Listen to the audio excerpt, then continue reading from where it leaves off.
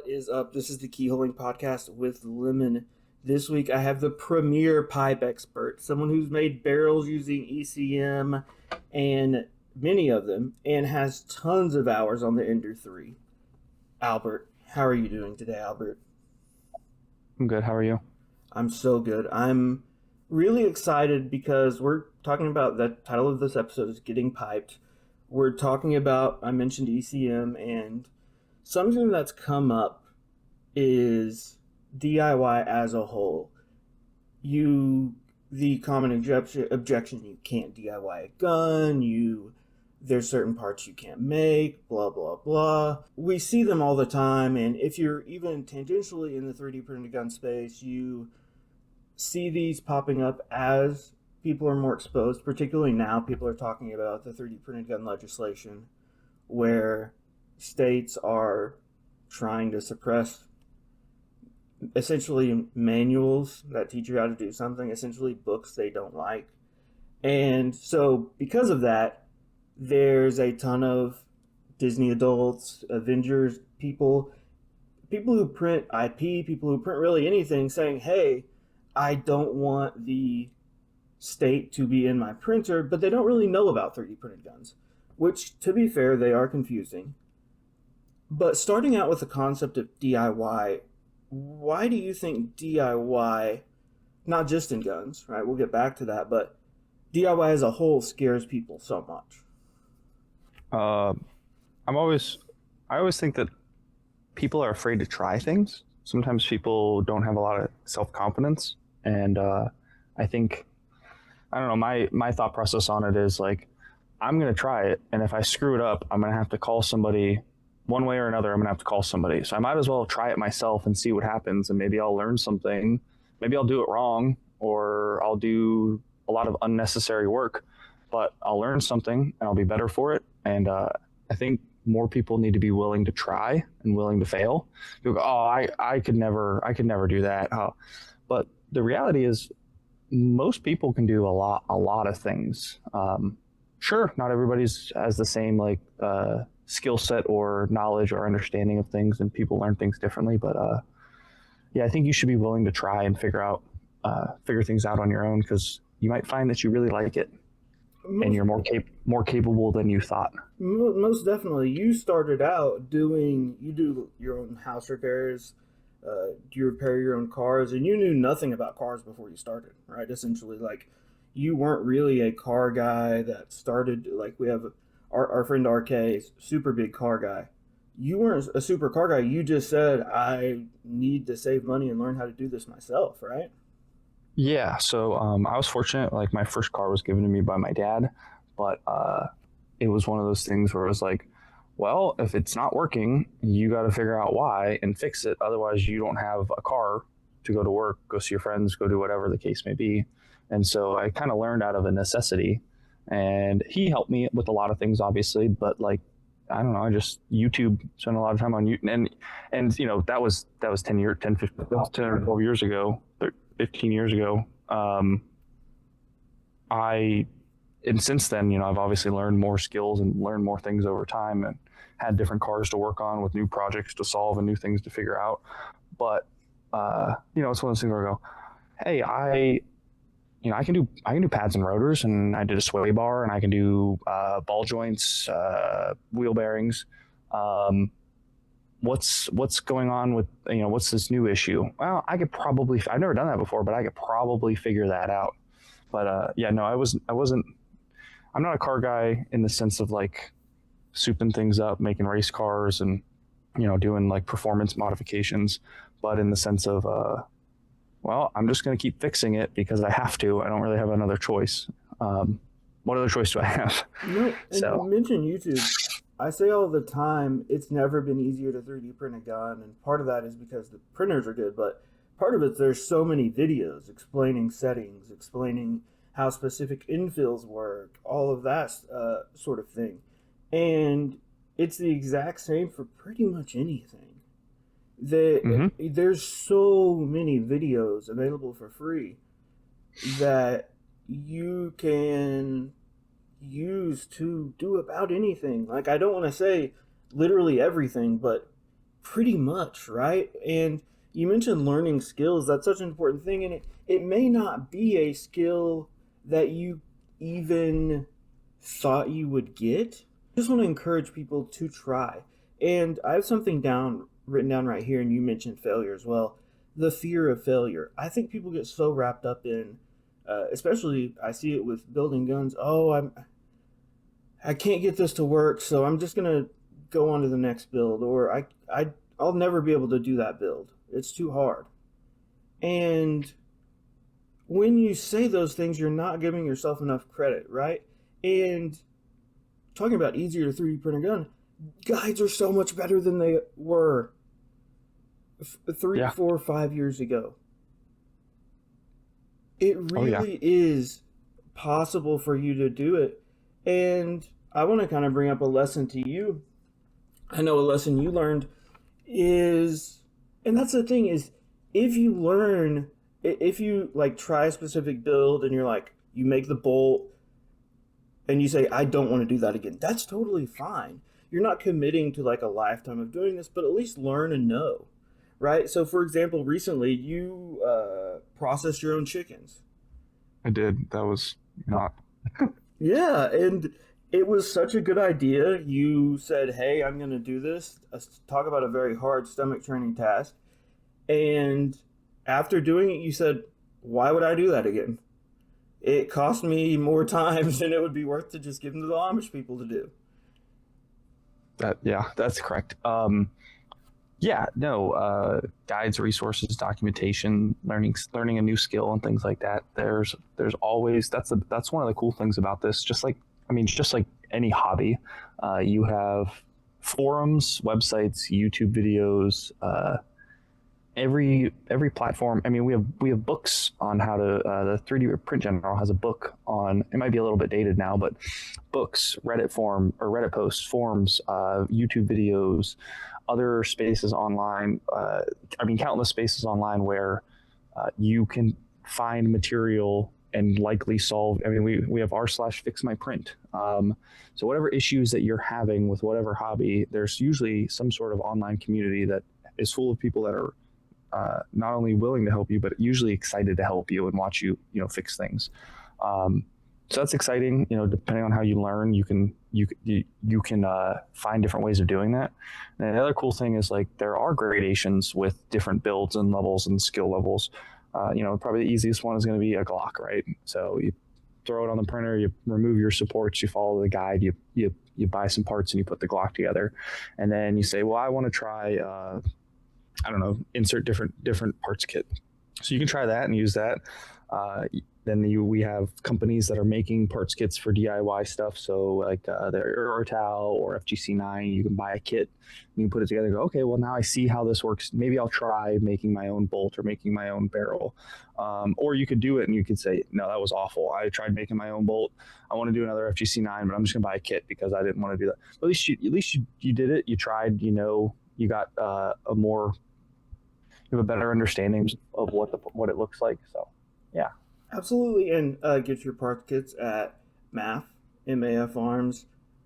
Use With code Libin Snow Cone. I use RK as a spooky boy. Or you can use RK as a spooky boy. Use someone's code. It's cool. It gives you a deal, and it allows them to kind of track where things are coming from. The Hitchhiker's another one. Hitchhiker's great. Don't dry fire your hitchhiker or you'll fuck it up like mine. Basically, I dry fired it a couple times, and the barrel liner, that bolt, that open face, or the open bolt firing pin would slam into the chamber, and I had a hard time kind of fixing that barrel liner. So then it took a little bit more work to get my hitchhiker to work right, or maybe I missed something and I did it wrong. But just be mindful of that when building a hitchhiker. But they're super fun. Less than optimal, but a great gun to pill people on 3D printed guns. An extremely light gun. It's eye-catching. It has that futuristic, almost cyberpunk vibe. Super cool looking gun. And I've seen some great ones. Our friend Zona put the Nerf nods on it, which looks incredible. Build a 27-inch one. That's the good one. And these guides, if you don't know what a part is called, it's so good because legitimately ordering from every gun part, especially if it's a gun you don't like, you've never seen or anything, you will be like, what is this tiny pin for? Like, Mm-hmm. where does this pin go? Oh And yeah. the guides are so detailed to a point now where it will say, hey, here's the measurements for this specific pin. It'll give you the name of it.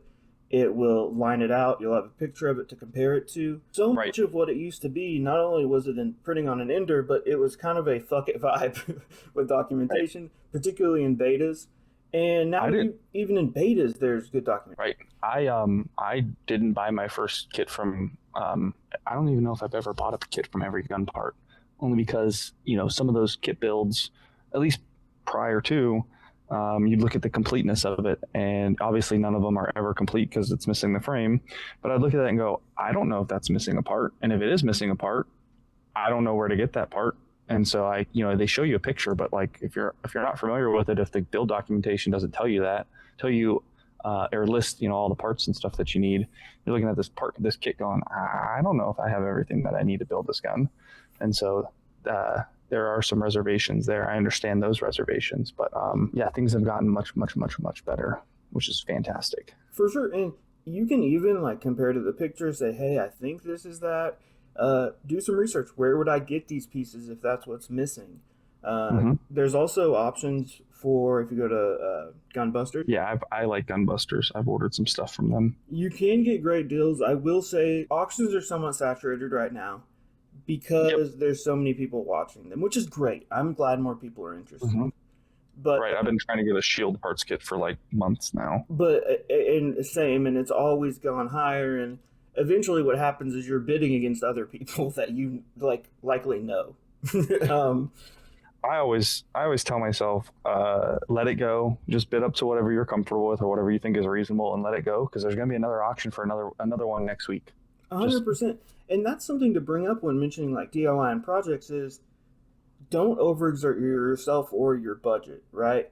Don't mm-hmm. if you understand you're already at like a point where you've sunk so much into it, don't be afraid to call in help. Like you mentioned earlier, you're gonna have to call someone anyway. Don't sink so much into it. And same with a gun, don't sink so much into it that now you're a few $100s over projected build budget. While that is satisfying, I feel like you don't enjoy it as much if you can't stay within the realm of what you can afford. Oh yeah, Particularly when we're trying to get those like cheaper, lower price parts kits. 100%. I will caveat that with tools. I think tools are always a good investment, even if you only use them a handful of times. Tools are always a good investment, in my opinion. For sure. And you can be the super cool guy that your friend knows that has a tool, right? Yeah. Just like we Oh yeah. mentioned, saving the day with information or print settings, whatever it may be. If your friend needs a specific tool and you have it, it feels awesome. You feel sick. So I haven't spent a lot of time on there recently. I spent a lot. I used to head over there a lot years and years and years ago when I first got into trying to build guns before even 3D printing guns. But over on Weapons Guild, so Weapons Guild, those guys are super cool. A lot of fun over there. But they actually have a loaner tool program where you can so it's kind of like Reddit karma.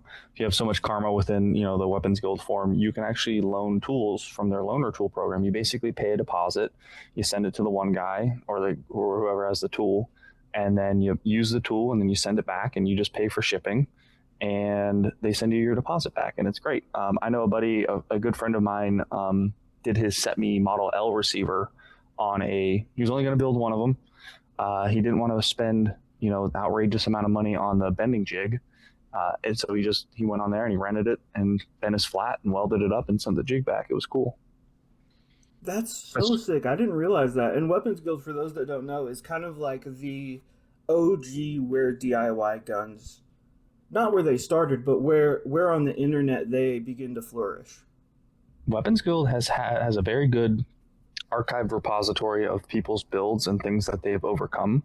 You should definitely go on there and check it out. And just like anything, if there's something that you really like, definitely download it for yourself. But yeah, just know that like a lot of the pin posts have been up there for over a decade. And if you have any questions about how to do a closed bolt striker fired or AR-15 fired Thompson, there's a guy on there that did it. If you're trying to build a Sten and do a semi-auto Sten, you can do the IO Inc. parts kit, or which I did, which I don't recommend. It's not that I don't recommend it. It's just it's great if you don't have a ton of tools like I didn't at the time. But I've seen there's other better ways to do it, in my opinion. Yeah, Weapons Guild is fantastic. You guys should go check it out and make an account if you don't have one. And there is even particularly builds now. A few years ago, one came out that really caught my eye: the Home Depot U-Bar. So there are builds that work around your potential lack of tools. Even if you can't on Weapons Guild, often there's at your Ace or local hardware store, there's rental tool programs for 10 or $20. And if it's something you aren't going to use again, or if it's a lot to shell out right now, rent it, right? Like that's totally a valid option as well. There is so many objections to overcome the I can't do it that Oh yeah. it's never been easier. Like it really has. Like I don't want to harp on that too much, but even finding files on Odyssey, you used to have to dig for files. Now our boy Shitnator at the Guncat Index, like great repository. it's the best repository even imaginable. And I don't want to hear, like I haven't in a little bit, but when I do, I'm going to jump on them. I can't find files. So often, one of my main, like quote unquote, tasks was remembering what things were labeled and having a link for people. Because so often you would search a specific thing and it wouldn't come up. You don't have to worry about that now. There's so many people in the community who have put in work to make it as easy as possible for you to 3D print a gun. And there's people continuing to do that. And that's what's great about it. I've got pulled up here the FGC9 and a couple that you've made. I want to go on a little tangent first. You've mentioned the Evo, the MK2. There is so many variants. Now, when we traditionally say FGC9, we think about the MK2. But there's the Evo, there's the Nutty, which has been recovered in Australia and South America. There's the Stingray, which looks fantastic and has been seen in Myanmar, has been recovered in Australia, recently recovered in Brazil. So many, and even more now. There's every possible mag you could think of. Someone's made a one-off even variant of it. But it is the iconic 3D printed gun. Is that what inspired you to kind of make so many and kind of track the different variants?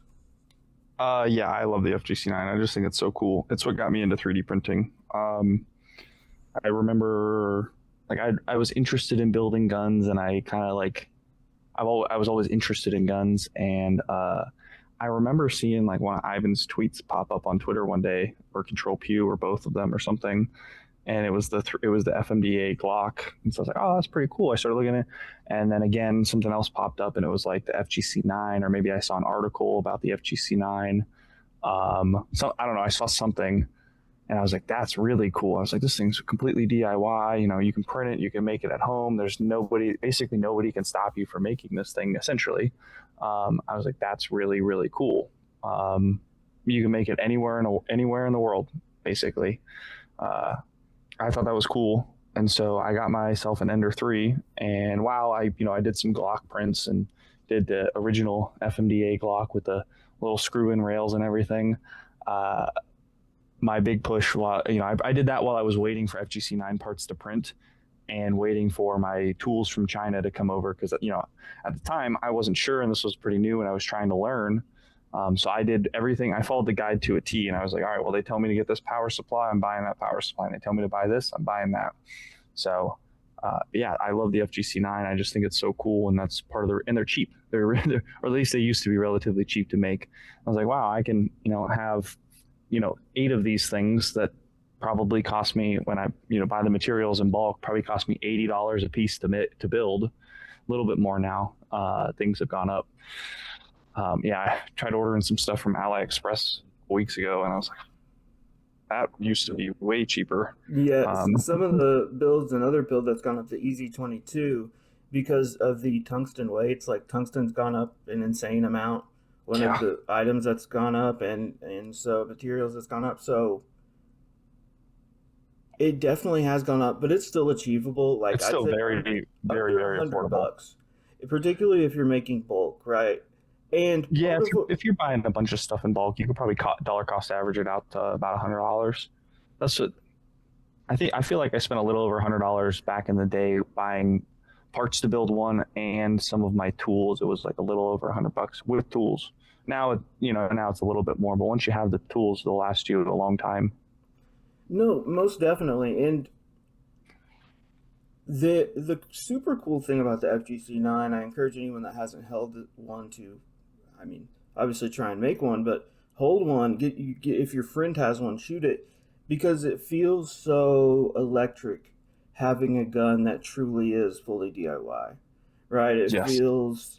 It feels different. The hairs on your arms tingle a little bit. It feels incredible. And part of the great thing about the FGC 9 and what was revolutionary about it is the ECM barrel. Yes. Shout out J Rod. ECM had long been a project before the FGC 9.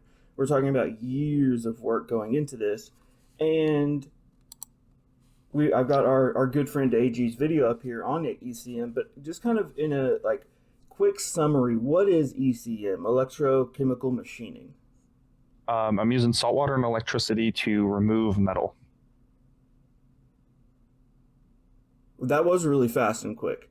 And so you've got AG's bathroom up on the screen here. I didn't share screen with you. I'm sorry. It's okay. But I've got AG's bathroom up on the screen here, and essentially it's hooked up to a pump. You've got the mandrel inside the tubing. And YouTube, I'm not describing how to make a gun. I am describing what is on the screen. And yeah, so AG's got some chemist stuff on here. I will Well, go ahead. I love AG, but I will say, not the most mechanically inclined individual. No, if he can Although do it, you should be able to. he was able to successfully do it, successfully build the firearm. Um, you know, literally anybody. Oh, hey, literally anybody can do it. His bathroom is a little bit of a mess, but it doesn't. He makes it look like you need like all this extra stuff in there. You don't really need a whole lot. You need your power supply. You need some wire. You need your barrel stock, water hose pump, container to hold the water, and your printed fixtures. And that's about it. I have some photos somewhere. I could probably send you later. And AG's video is still on YouTube. Go check it out. That is true. One of the most popular ECM videos. But you're totally right. I love AG. We had some great times just chilling in the car, us three yapping. But such good memories. But watching this man put anything on a gun is incredible. And that is me too. I am not mechanically inclined at all. So it's so good to see someone who, in the same way, like isn't mechanically inclined but can still do it, right? There's a hilarious story of watching him put a chassis on, and we are all like simultaneously watching in horror as he's like manhandling it. Oh my god, I know. I remember that when does Twitter still let you do like live video feeds like that? I don't know. I can't remember. I don't really know if that's an old thing or not. Because I know they let you do like streaming, but that was different. Also, this is like a shocker in light mode. Oh my god. I know. I'm sorry. It's light mode. I'm on the desktop. It's boomer light mode on the desktop. Uh, anyway, but that's essentially what ECM is. Here's the picture that's going to be I'm going to deep fry and use the background for the episode. You say ECM is super cool and fun. If you've never done it, you definitely should. And I do. Got I stand by that. bunch of little pipes here. Mm-hmm. And kind of, I do want to go back to something I mentioned at the beginning is the uptick of you can't make a barrel at home, just track the barrels, blah, blah, blah. But Yeah, it that's really isn't unattainable. Like people act like you need a lathe, heavy duty machinery, and it's not that. no. That's the cool thing about it is like obviously these are like straight wall cartridges. Well, 9mm slightly tapered, but effectively straight wall cartridges. I'm sure somebody's going to figure out either a way to, make a reamer so we can do bottlenecks, or I don't know, somebody will figure something out at some point to get us some bottleneck cartridge, even if it's a, one-off Wildcat and not a Sammy spec cartridge. I think it will happen eventually. It's, the tools, the equipment, everything is getting cheaper and for the most part cheaper and easier to do manufacturing in your own home. But yes, ECM is a fantastic way to make a barrel, and yeah, you just do it at home with some hydraulic tubing. You can see in that photo there, you can see the yellow. You see that yellow 3D print next to my pad? That's one of the mandrels. Yep, right there. So that one doesn't have any wire in it yet, but I meant to tell you, I meant to shout out Immortal Revolt. I'm pretty sure it's Immortal Revolt who's doing fantastic work over on the Rocket Chat, the Catalogs Rocket Chat page for ECM. If I'm ever having any issues or want to go look something up, I jump in that room and go see whatever his latest version of ECM is, because he's got 22. I think last time I checked, it was like ECM 3.5 or something like that, and increased really refining the process with and we talked about FGC9 derivatives. That's what he used for the Rebel and Rogue, his improved ECM guide. Yeah. It's in like progressive twist, different calibers, or I should say different cartridges. Because we got like 9 380 22 long rifle, 45 ACP, 40 Smith and Wesson. He's got it all. Rifling mandrels for him in all various different lengths, and he's really done a lot of great. Like the original ECM in the original FGC9 was great and it worked, and I did it multiple times. But I'm obviously, whenever I do it now, I use whatever my most recent file download is. He's been doing really great work with that, and it's just getting easier and better. For example, like you used to have to print the mandrel and then try and like stick the wires in there and feed the wires through, or try and glue them. I think we JB welded them in there. I honestly can't recall exactly, but now he's like, oh, if I got the mandrel so fine tuned that as long as your printer's tuned, you can just pretty much just slide the wire in, and it's a it's a hollow, the mandrel itself, you can slide the wire and you don't have to try and melt it in with a soldering iron. You don't have to do anything, and it just makes the process a lot better, because that wire is really thin. Trying to get that wire in that little mandrel can be challenging at times. And this is something that about the 3D space, printed space, gun space, that's awesome, is stuff is constantly improved on until it really can't anymore. Recently, we saw the U-Bar X, and you look at that, and there's really nowhere else it can go. But with things like ECM, there's still people currently working on this now. You mentioned new calibers, potentially just making it any aspect easier. It's always being worked on, which is awesome. And I don't want to... I know I tend to do this, and I know the 3D printed gun space as a whole is kind of like shit on and dunk on people that don't understand. But to be fair, gun education isn't great in this country, and neither are like science classes or anything. So people not understanding, and oftentimes it's quote unquote gun people saying you can't make a barrel at home. AR-15's on M16. Yeah, no, exactly. And so I want to give those people a little bit of grace, because they legitimately don't know. Yeah, right? I mean, like somebody had to teach me, or I had to learn from somebody else, and so I don't know. I'm with you on that. There's not great, and when you can go out there and kindly help educate people and inform people, that's always a good thing. It can be a little exhausting sometimes, but it's always a good thing to, everyone wants to talk about, take the new guy out shooting, take somebody out and teach somebody to shoot. And that's great. But how about the guy that is already into guns, but, doesn't have a great understanding or doesn't understand a lot of stuff? You should better educate him as well. I didn't know everything. I've learned a lot from actually, you guys over the years. Well, that's the Um, thing. You don't have to be an expert on anything, on everything, or really anything, because there's people that have find their special interest and are so invested in that. You mentioned mhm. Immortal Revolt being the ECM guy.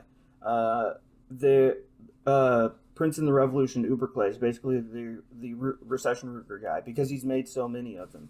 There Yeah. are people that you can use as a resource that are so valuable, and that's another tool we mentioned earlier. Having tools, the knowledge that's still being gained is such a valuable tool for a beginner or even an experienced person to use because it's the culmination of years of effort at this point, right? Hmm. Particularly like right after the pandemic and during the pandemic, it still felt so new, and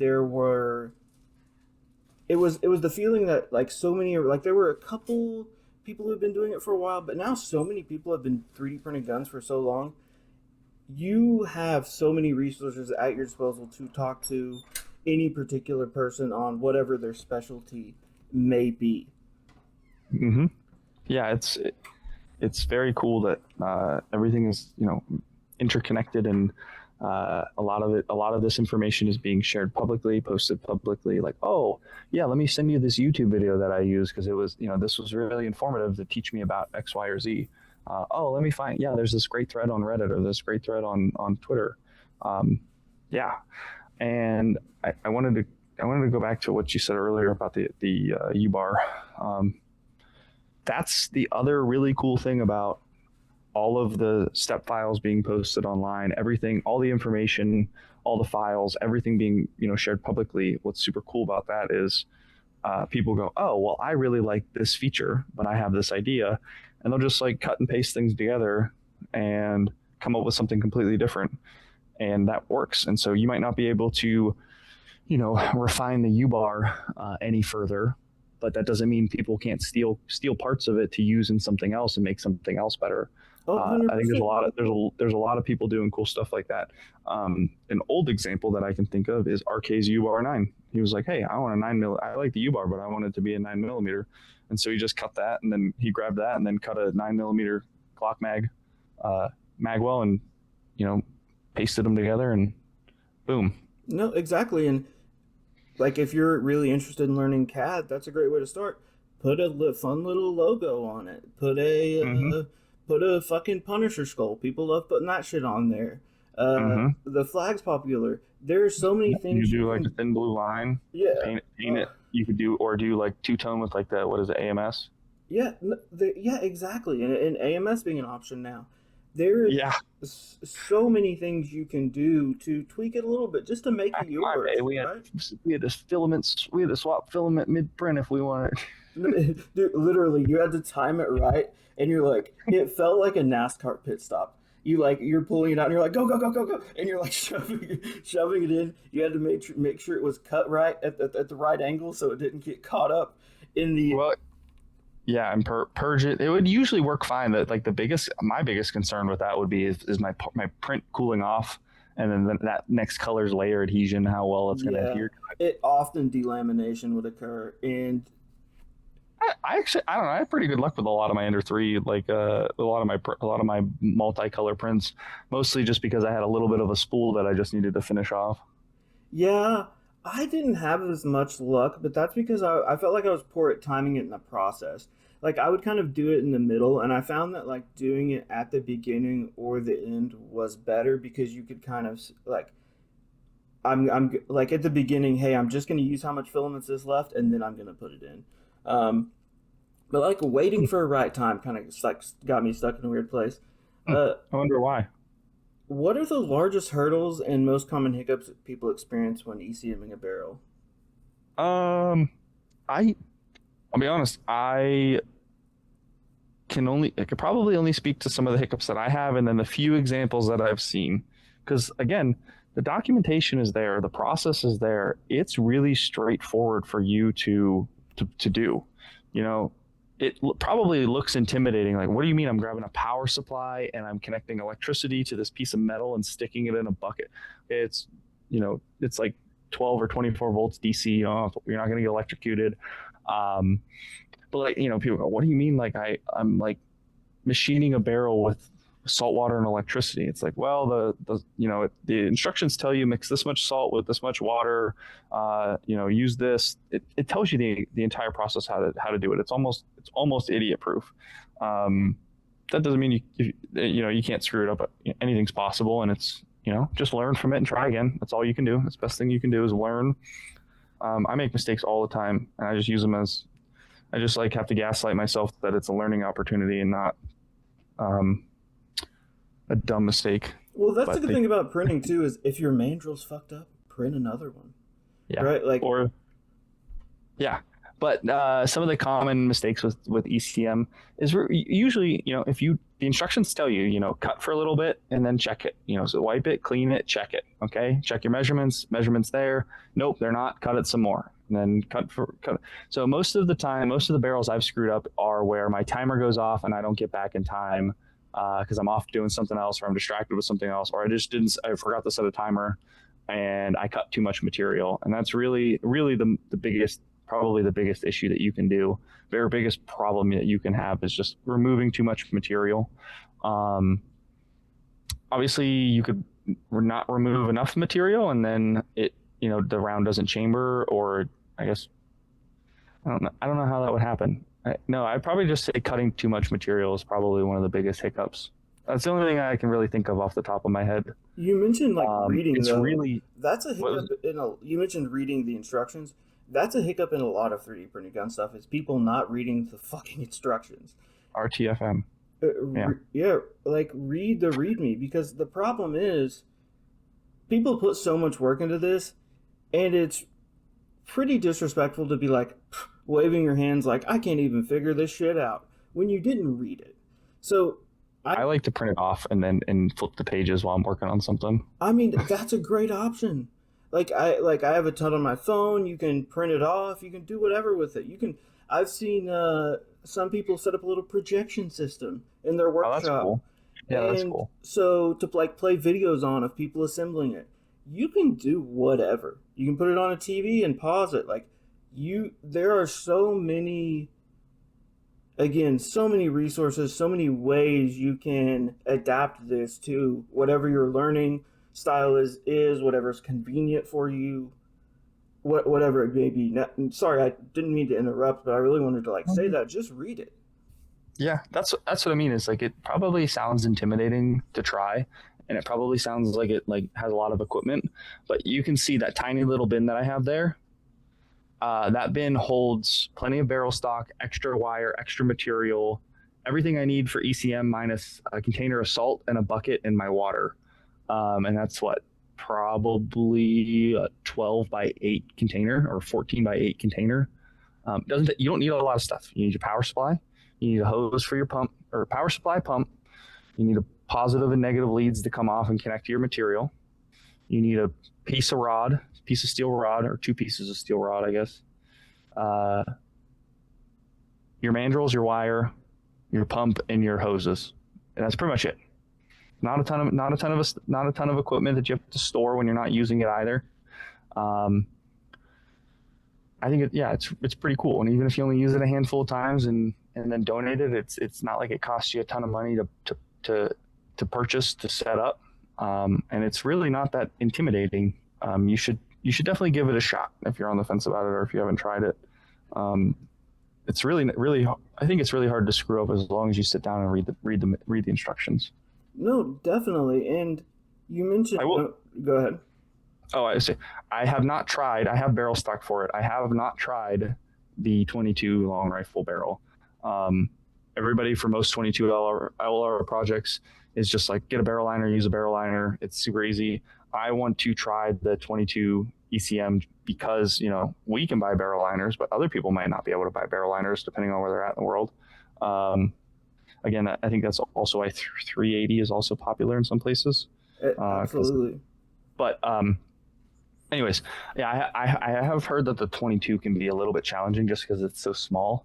But beyond the 22, it's really, really hard to screw up and really, really hard to to make a mistake. You should try it, and if you have any issues, you can always reach out to me or anybody, or somebody will put you in the right direction, and somebody will be able to help you fix it. And But I've seen what's the far more free success video? stories than I've seen far more success stories than I have failures with ECM. No, dudes are literally making this in the jungle. Like they're doing that. You can do it. And as far as 22 goes, I've seen some success mainly overseas. I think it is a success out of necessity thing. I think the reason there's not much focus on it is because if you can Wow. do nine, people would rather do nine. You know what I mean? But if that's Or your only 380. option, yeah. If 380 or 22 is your option, then that's what You you're also gonna try and do. you also kind of have to figure, like, here in the United States, like, we have to have a rifled barrel. Well, or there are, the smooth bore, whatever. I can't remember all the rules and everything off the top of my head, and but basically, like, chances are, if you're making it out of necessity in some other place in the world, if you don't have rifling, or your rifling isn't perfect, what do you care? As long as it does as long as the gun fires and sends a projectile in the direction that you need it to go. Ultimately, that's better than nothing. Whereas here, I'm like, well, legally, I am required to have the rifling within this barrel, and I want to make sure that I do that and make sure that it's correct. It's kind of like the Ludi with its unrifled barrel, smooth bore. Um, well, that and it's a machine gun, but sorry. Anyways, No, you're good. Exactly. When you're in a life or death self defense situation, accuracy and legal compliance isn't going to be your number one concern, as opposed to here where it most definitely is. But that said, that's where like ECM became popular and was tested by so many people overseas. And while it's been used in the US, I think that's why we get those lazy, like, US style objections of, well, you can't even do it or you can't make it. And in reality, it's been proven in countries around the world that you can. Different climates, different political climates, different every continent except Antarctica, you can do it. And these are normal people like you, right? The Australians making their guns are just like us. The Chinese people that have definitely made their guns are just like us. And it's not some superpower that Albert was gifted, right? You just decided to do oh yeah, I'm an idiot. it. I, yeah, I can read barely, and then I can, like, put things together, I guess. I don't know. Yeah, it's really not that challenging. You guys should really try it if you haven't. And It's fun. that goes for printing a gun as a whole. If this is intimidating to you and you've only done a Glock or a Mac, try something just a little bit more difficult. You can get a parts kit for your first one if you'd rather do that. Uh, but there is essentially every. Excuse me, they got the burpees. There is levels of builds you can progressively go up on, right? There is tiers you can increase to get comfortable with something like this if you don't feel like jumping into it right away. Um, Something very chemistry here. You see what I've got on the screen Oh, here. is the powder. And we're gonna talk about that. Kind of what's the powder update? How's the powder project going? Before we do that, can we pause? I have to tinkle. Yeah, no, we can pause. We can pause. Be right back.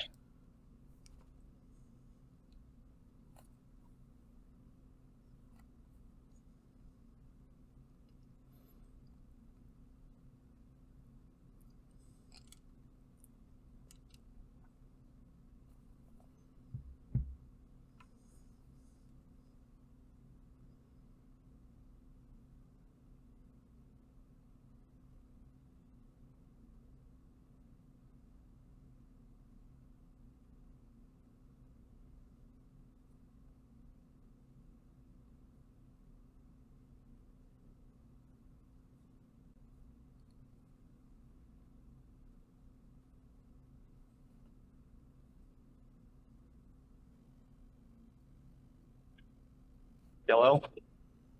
Dude, did you pee that fast? Yeah. That was crazy.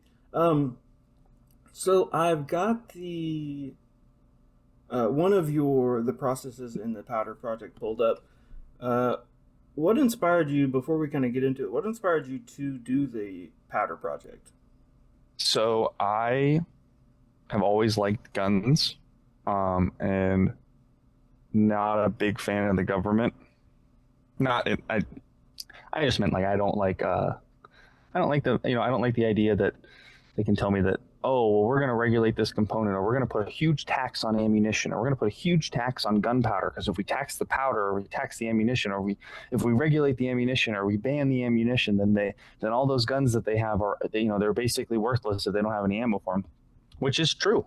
Does California still make you ship ammo to an FFL? I believe so, yeah.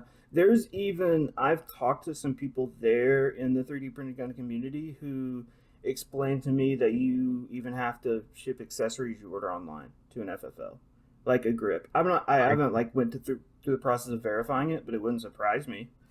Like I'm Okay. sure it's kind of like even in free states, specific FFLs and specific like each have their kind of own rules, so that wouldn't surprise me if some FFLs like require you to do that, or there's a waiting period of some kind. But I'm sure you have to ship your ammo to FFLs. Okay. Well, my whole point was, I was like, well, if I can make a gun, if the state regulates firearms and says that I can no longer own a gun, well, I can just make a gun, because we have the FGC 9. That's cool.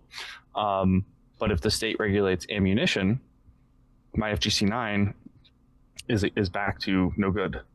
And so I know that we have the but what about ammo volume 1 and 2, where we have like the RAM sets, and we can basically just steal powder from nail gun blanks and load projectiles.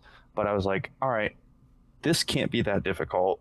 I'm going to sit down and I'm going to read some patents. And I read the patents and I went, okay, this is what they're doing. Okay, what does that mean? Okay, well, okay. I looked at what they were doing, and I said, oh, well, I could probably recreate that on a small scale at home. Probably recreate that on a small scale at home safely as well. So, because that's the other thing, is safety. So yeah, that's where my inspiration came from. Was well, you're not going to tell me that I can't do something, so I'm going to find a way, or I can't have something, so I'm going to find a way to bypass you and what is the word I'm looking for? Preemptively, I think that's the word I'm looking for.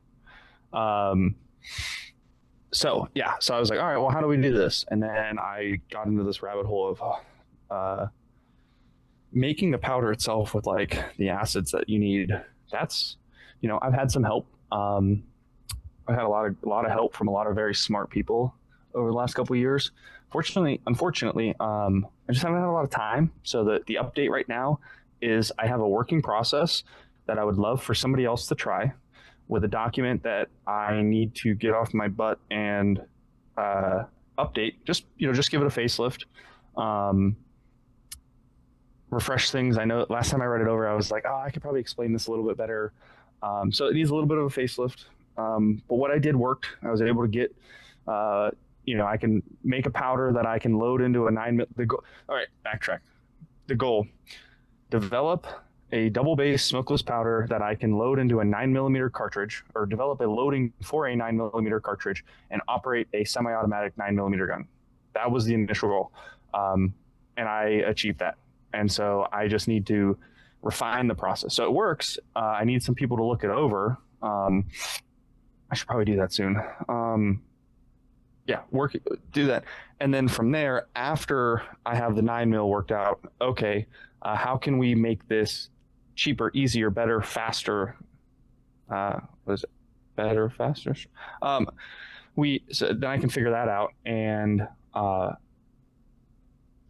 a better, easier, simpler, cheaper, whatever process. And in addition to that, say, okay, well, here's our 9mm loading. Okay, well, what about 380? What about 45? What about this? What about, and start doing other cartridge loadings, because, it's not just as simple as, okay, well, I'm just going to take a scoop of powder and weigh it out and throw it in here, and oh, this is probably comparable to, Winchester 296. Let me just, what's the load data for that? No, I worked up to it, kind of found a range where it works. I need to chrono it. That's one of the things that I unfortunately have not done. I did send, well, I should follow up on it. Years ago, I sent a handful of loaded rounds to a friend to basically do like pressure testing on it. I forget the bullet man, the pointy bullet man. But I should follow up with him on that because I kind of forgot about that until now. But no, the powder project, yeah, it works. The other thing that I want to do in the documentation, again, probably part of the facelift and some of the work that I still have to do on it, is sure, if you just went and ordered sulfuric acid and you just ordered nitric acid and had them shipped to your house, and then there's websites online that you can do it, shipped them to your house, came home, mixed and made your smokeless powder, that's great. But not everybody has the ability to just buy sulfuric and nitric acid and have it shipped to their home. So how can we make the acid? Okay, well, there's multiple ways to do that. And unfortunately, a lot of ways to, the easiest way to get nitric acid is take sulfuric acid and add a nitrate salt to it. But it's challenging because you don't want to consume, if you already have one thing, you'd like to preserve that and use it for the process rather than I'm like, oh, well, I guess what I'm trying to say is every time I'm like, okay, well, potassium nitrate is a great source for a great way to use, a great thing to mix with sulfuric acid to make my nitric acid. So how am I going to get potassium nitrate? And then you look up every recipe for making potassium nitrate, and they're like, use nitric acid. I'm like, well, that's not going to work for me. That's kind of backwards in the process. Or they'll say, okay, well, we're going to use ammonium nitrate. And I'm like, well, if I already had a nitrate salt, I'm just going to use that nitrate salt. It doesn't matter. How do I get to the nitrate salt? That's the process. So then I started going down this rabbit hole of, okay, well, what about sulfuric acid? What about this? So like when I initially started, I was using stump remover from Lowe's, and Lowe's also sells a drain opener. If you scroll down on that page a little bit, you can see you can see the stump remover in the back of the third photo on the first post. And then you can see my ECM power supply in the background again as well. But you can see my stump remover, and then you can see my sulfuric acid ZEP drain opener. And that's what I initially started using, and it was fine. But I said, okay, well, how do I get sulfuric acid? And so that's where I want to go down and have basically a whole chemistry guide of saying, okay, well, you can use Epsom salts, or you can use this, or you can use copper sulfate, or you can use X, or you can use a neon power supply for this. And so I wanted to have like 15 different ways to produce your acid, so that okay, well, you live in Europe and you can't just buy potassium nitrate, but you can buy copper sulfate. Okay, cool. Or you can't buy sulfuric acid drain opener, but you can buy Epsom salt. And so I wanted to have like 15 different ways that you could procure all the starting materials, because once you have the two acids, the process is the same whether I made the acids myself or I bought them from a website online like Lab Ally or somebody like that. So in the photo here, I'm using copper sulfate and electrolysis to make dilute sulfuric acid, which I will then boil the water off the sulfuric acid to concentrate it. Been a minute since I've played with any of this, but I think I remember most of it. So if I misspeak, or my apologies. But basically, you can mix copper sulfate, which is a root killer that I picked up at the hardware store. Mix it with water, and one end of my probe goes to a piece of copper pipe, and the other end of my probe goes to, or my power supply goes to either a platinum electrode, lead, or like a graphite carbon rod. You can use any of the three. The only one I haven't tried, but I have on hand, I haven't tried it yet, is the graphite rod or the carbon rod or whatever. Problem with that is the carbon rod deteriorates really quickly and your solution turns black. And then you have to filter it, and it's kind of messy. And so I want to do it and document it just so I can say, yes, I tried this. This works, or this is my experience with this. If somebody else wants to try it, but I have tried the platinum electrode and I've tried the lead electrode. In my opinion, the lead worked the best. Um, Platinum was fine. Maybe I just got like a really like crappy electrode off of AliExpress, but the lead electrode seemed to work the best for me.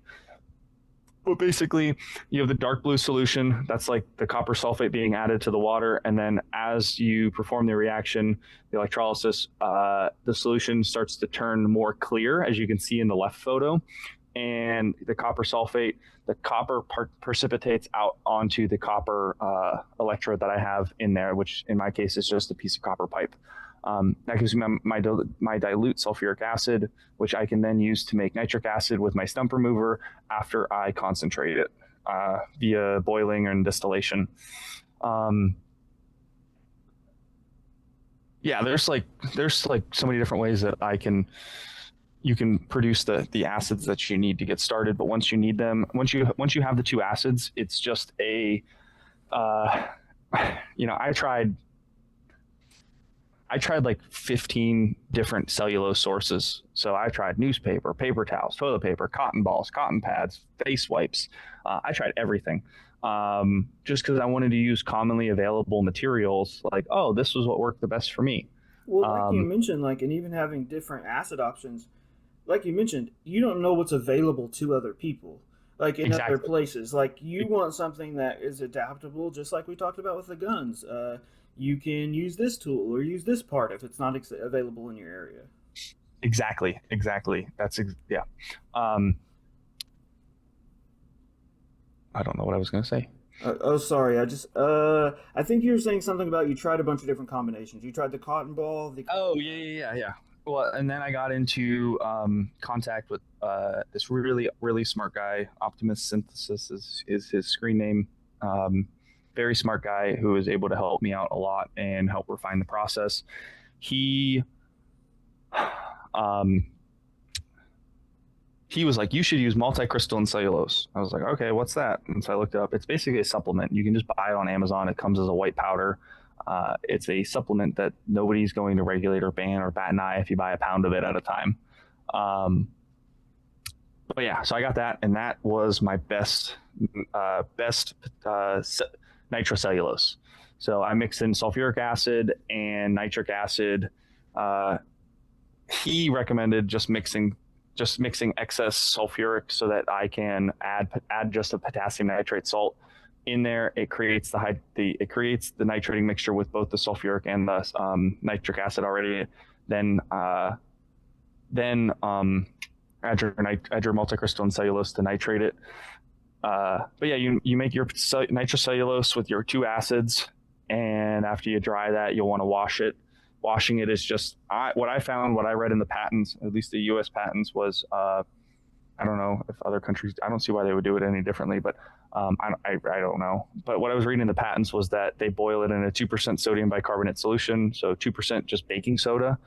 I actually have, I don't know if it'll come up. If you look up on my page, Cooking Crack or something about crack, you might find a photo of me boiling it in a 2% sodium bicarb solution.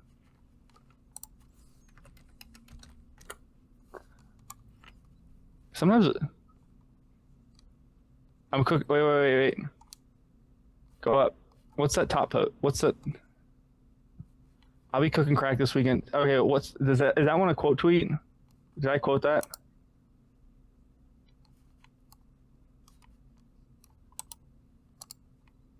I don't know how this works. View quotes. Okay. Am I a boomer? Oh, view quotes. Yeah. Oh my god, I am a boomer. Oh, here we go. Oh, okay. No, I didn't get it. Here, let me go to media maybe. No, or try fork. Is this it right here? Yeah, that's the tweet. The 2 Chain lyric, love it, incredible. So that is the nitrocellulose in a 2% sodium bicarbonate solution, and I'm boiling it for, I forget how long. I can't remember if it's a half an hour or if it's 2 hours or something like that.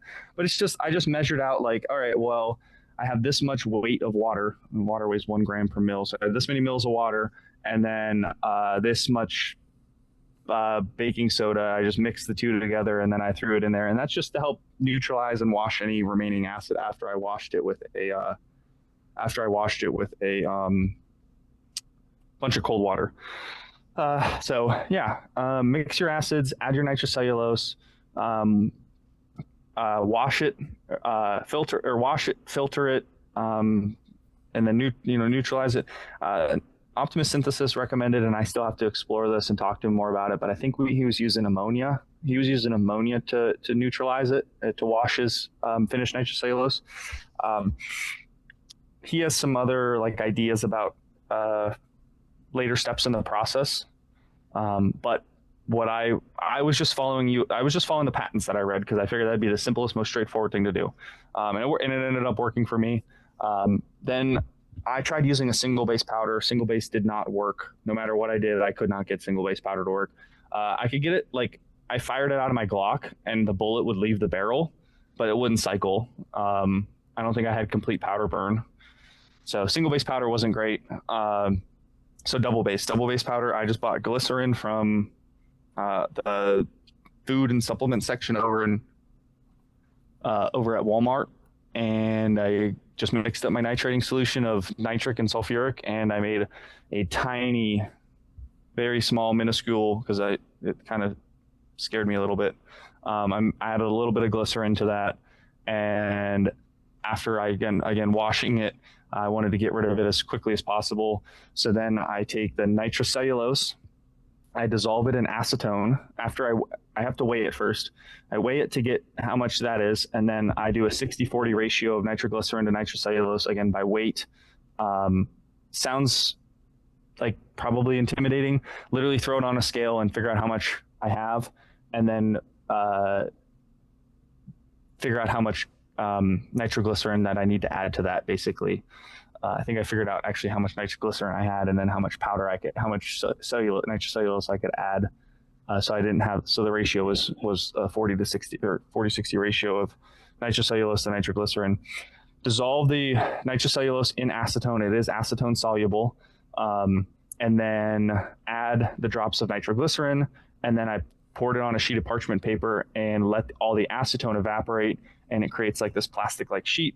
And you want it really thin because it's easier to chop up and it burns better. This is going to sound like wild because people ask me all the time, like, do you extrude it? Do you do this? Like, are you doing spheres? I'm not doing any of that. I'm taking my plastic sheet that I made, I'm ripping it up and stuffing it in a pill bottle, and I'm cutting it with a pair of scissors until it doesn't cut any finer.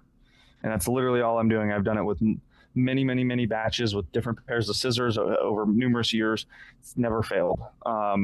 You can't cut it too small. You just keep cutting until you have your powder. And yeah, I just did that and figured out how many. I just worked up a load and found a load where that started to, would cycle the action and work for me. And I worked up until the primer started looking a little bit bulged, and said, all right, well, this is probably my safe operating range. Let me continue to test this range. And that's kind of what I did. Again, I have to work with Optimus Synthesis because he has some other ideas. They have to do a little refinement, but basically the process does work. I just haven't had a lot of time to work on it, to sit down and really work on it and get things wrapped up. I really would like to change that. But I've been a busy guy lately. So. No, it happens. And I recommend anyone who's going to be like doing gun stuff to get a little scale. It's just, especially if you're doing like loading stuff, but it's great to measure bolts with, to make sure things you get are in spec. It's just good to have. They're relatively cheap because again, you're not dry scooping a lump of protein powder here. While it is like relatively quote unquote safe and easy, you should be careful, right? Like, You're not just visually like eyeballing it or anything like that. But if this is something people are interested in, definitely try it, because we talk about like resources and having that option. there are a couple states whose laws aren't that far off from a lot of European countries. Oh yeah. And So, if state leadership had their way, they would be the same laws. um, yeah. No, and I had one guy who was helping me doing a little bit of testing. Didn't have like don't you could probably do it inside with like a janky fume hood. I mean I wouldn't recommend it, but if it's your only option, that's your only option, right? But I had a guy do it on the balcony of his apartment complex, Dudes rock. and he was able to make single base nitrocellulose on the balcony of his apartment.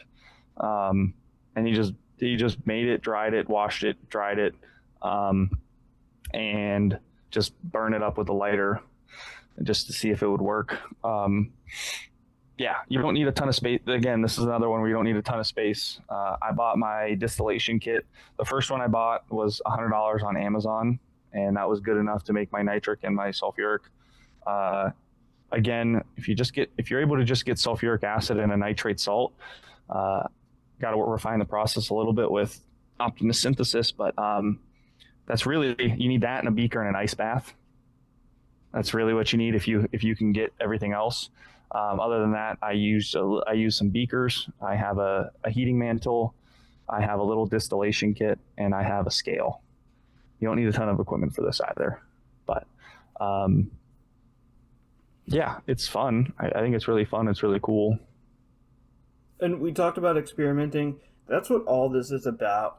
Even if you are not interested in a particular part, maybe this is the one aspect that really gets your interest. Other people would benefit from someone putting work into this.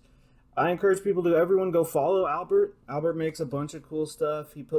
He's one of the funniest followers. He's my very good friend, but he's one of the funniest follows on Twitter. He posts funny stuff he posts funny stuff all the time. He posts DIY stuff all the time.